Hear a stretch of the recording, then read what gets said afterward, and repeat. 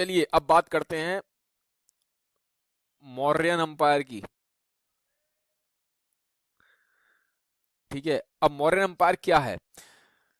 पिछले वीडियो में मैंने देखा है, देखो पहले ये हिस्ट्री तो एक कंटिन्यूटी में होती है, तो अगर आपने स्टार्टिंग के मेरे चैप्टर नहीं देखे हैं, चैप्टर 1 मेरा था जो मैंने बनाया है इंडस वैली पे, चैप्टर 2 जो मैंने बनाया है वो मैंने बनाया है वैदिक पीरियड पे, चैप्टर 3 था जैनिज्म और बुद्धिज्म पे। तो अगर आपने पहले 3 चैप्टर नहीं देखे हैं तो आप ये पहले 3 चैप्टर देखो, तभी आपको ये ठीक से आगे समझ में आएगा। तो इसमें बात कर रहा हूं मैं मौर्यन अंपायर की। जैनिज्म बुद्धिज्म हमने पढ़ा, अब आ गया है मौर्यन अंपायर। मौर्यन अंपायर क्या है? मौर्यन अंपायर के टाइम पे मेन जो लीडर्स थे, 3 लीडर थे।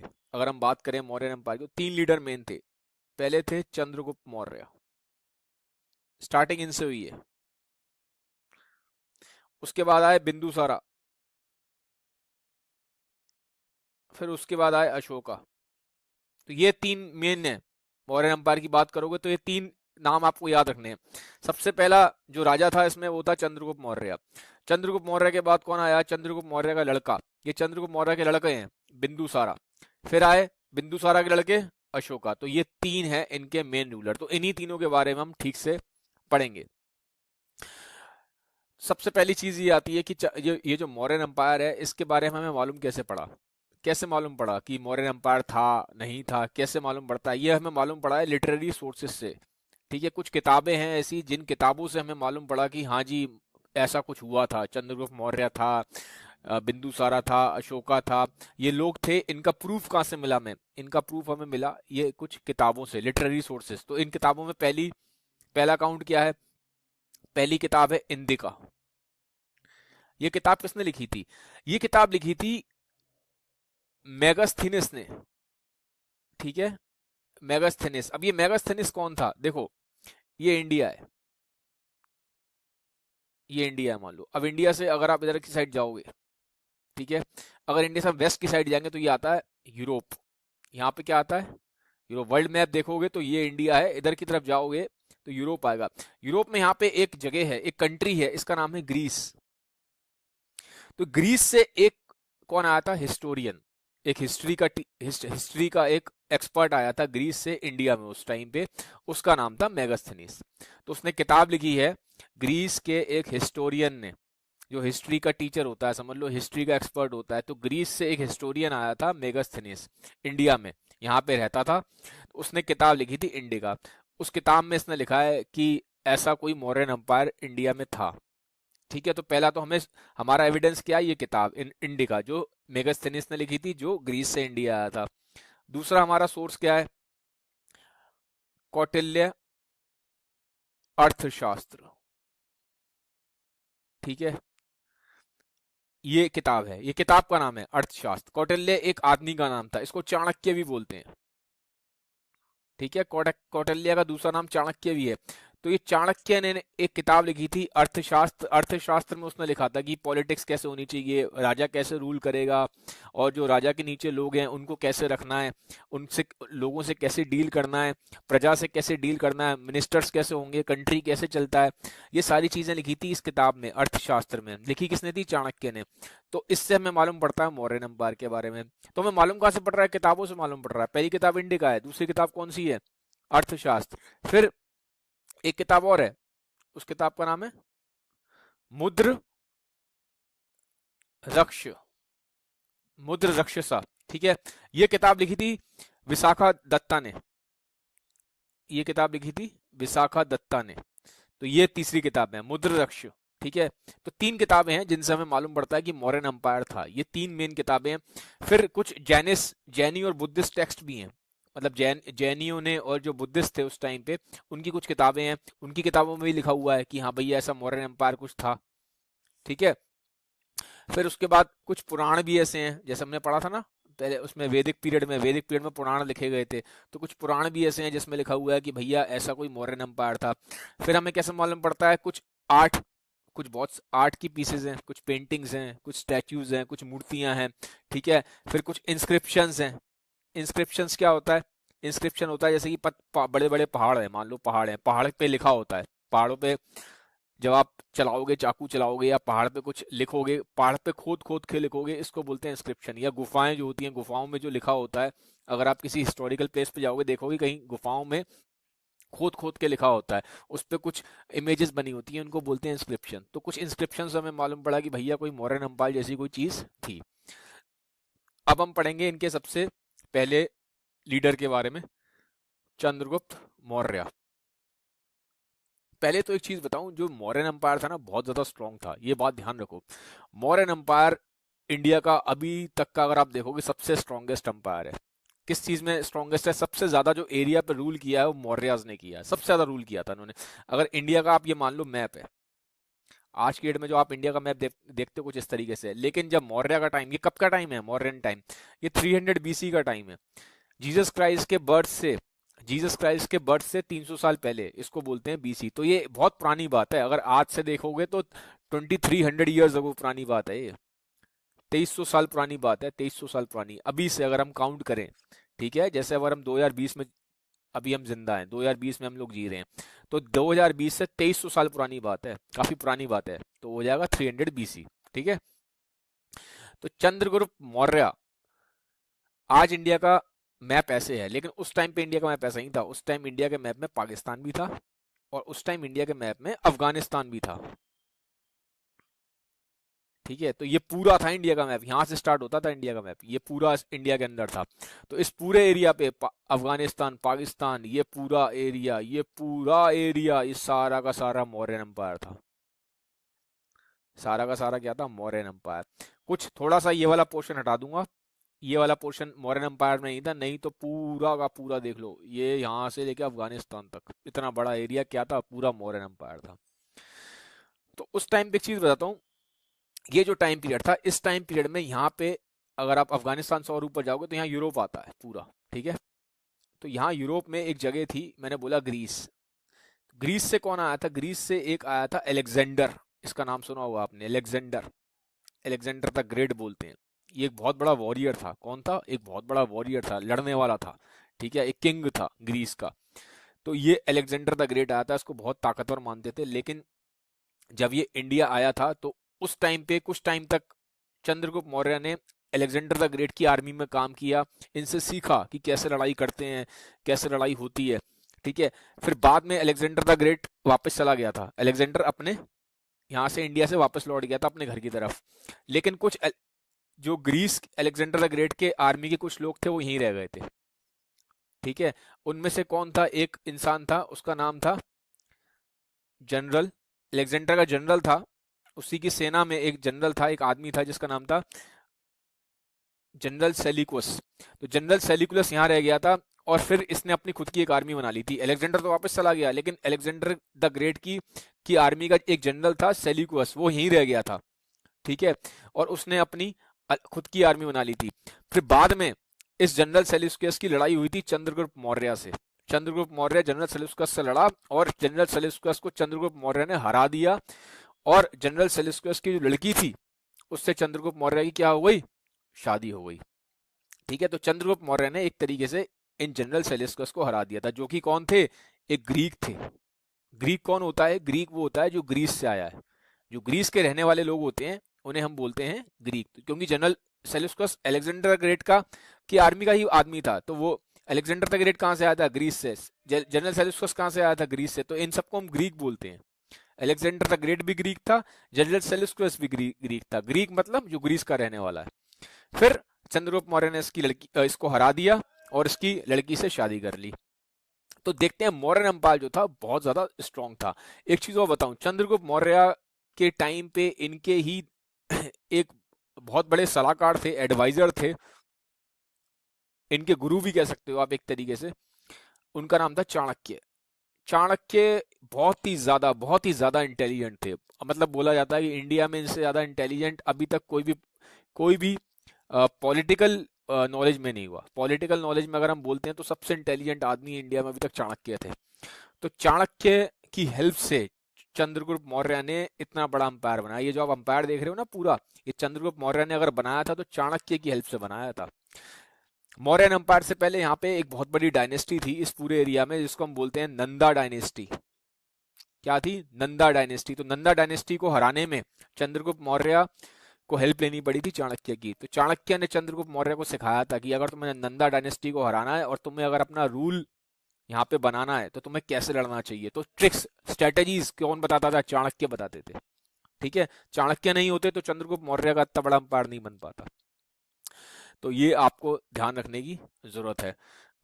अच्छा, जब हम बात करते हैं मौर्यन अंपायर की तो इसमें देखो चार, अगर आप देखोगे तो इसमें मेनली चार सबसे बड़े एरियाज आते हैं। जब भी मौर्यन अंपायर की बात होगी तो चार, ज्यादातर अगर आपको देखोगे चार सबसे बड़े वो थे जहां पे इनकी मेन गवर्नमेंट स्ट्रांग थी। पहली है मगध। ये मगध कहाँ है? मगध ये वाला एरिया है, बिहार वाला, जो आज के टाइम में बिहार वाला एरिया है, समझ लो ये मगध है। ठीक है। फिर है टक्सिला। टक्सिला कहाँ है? टक्सिला यहाँ ये पाकिस्तान के एरिया में है टक्सिला।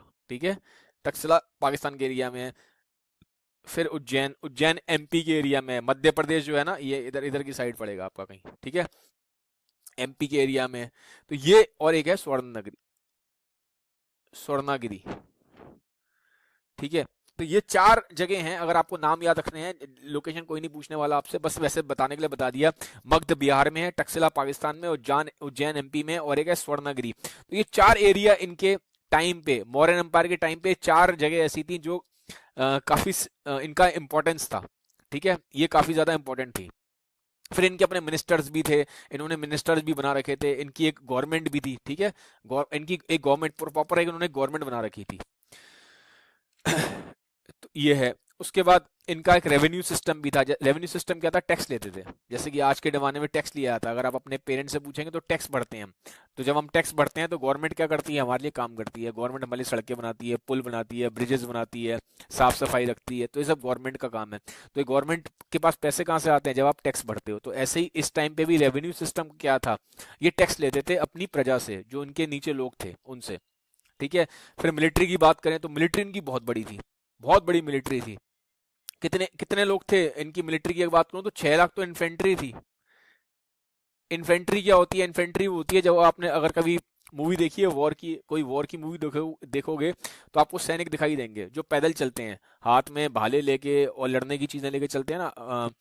तो धनुष बाण भाले लेके जो हाथ में चलते हैं, पैदल चलते हैं, जो वॉर में जो सैनिक होते हैं पैदल चलते हैं, उनको बोलते हैं इन्फेंट्री। तो 6 लाख तो इनके इन्फेंट्री में सैनिक थे। तो काफी बड़ी इनकी वो थी, जो सोल्जर थी। ठीक है, तो मतलब सॉरी, जो इनकी मिलिट्री थी बहुत बड़ी थी। 9,000 इनके पास हाथी थे। एलिफेंट्स बहुत बड़ी बात होती है, बहुत बड़ी बात।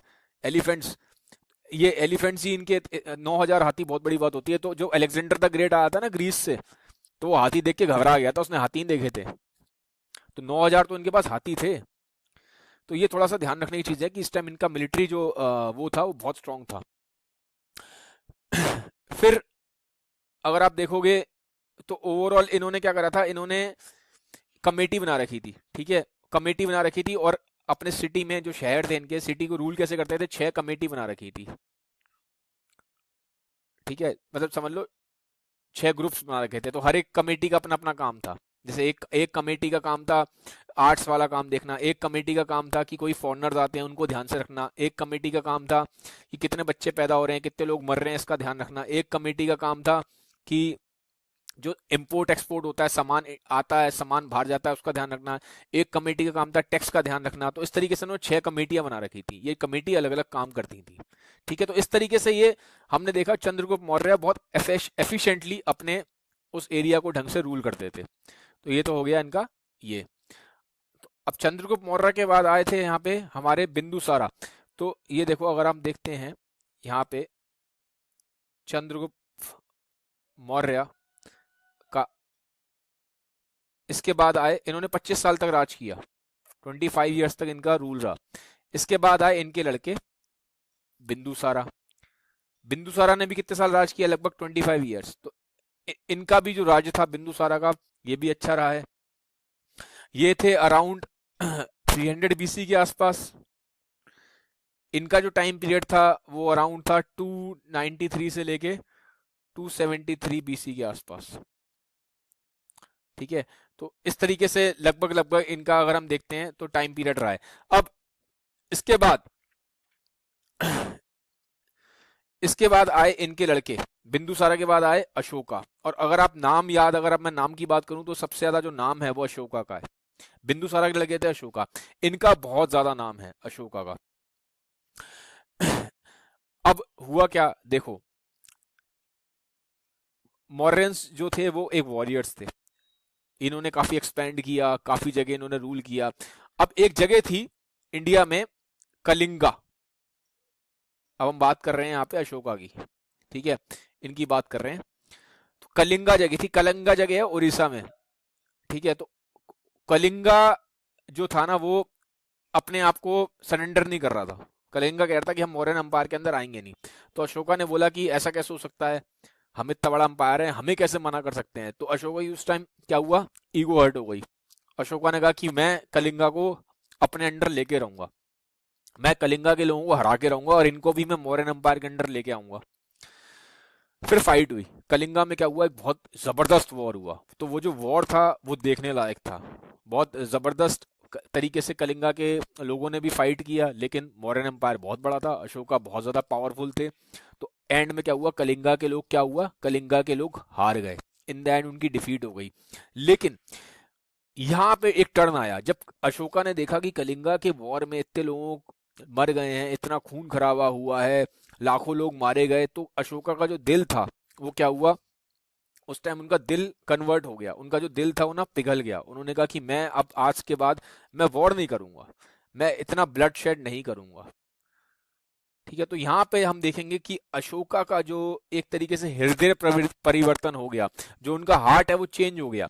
उन्होंने बोला कि अब मैं कोई भी अपने एरिया का, अपने अंपायर का एक्सपेंशन वॉर के थ्रू नहीं करूंगा, मैं ब्लड शेड नहीं करूंगा, ठीक है। तब से अशोका ने, फिर वहां से हम देखते हैं अशोका ने क्या अपना लिया, अशोका ने अपना लिया बुद्धिज्म। अशोका ने बुद्धिज्म अपना लिया था। एक चीज मैं बताना भूल गया, जैसे कि अशोका ने, यहाँ पे हम देख रहे हैं बुद्धिज्म अपनाया था, ऐसे ही चंद्रगुप्त मौर्य ने अपने लास्ट के टाइम पीरियड में जैनिज्म को अपना लिया था। जो उनके दादा थे अशोका के, चंद्रगुप्त मौर्य, उन्होंने एंड के टाइम पीरियड में जैनिज्म अपनाया था। ऐसे ही अशोका ने जब वॉर में ब्लड शेड देखा तो उन्होंने भी बुद्धिज्म को अपना लिया।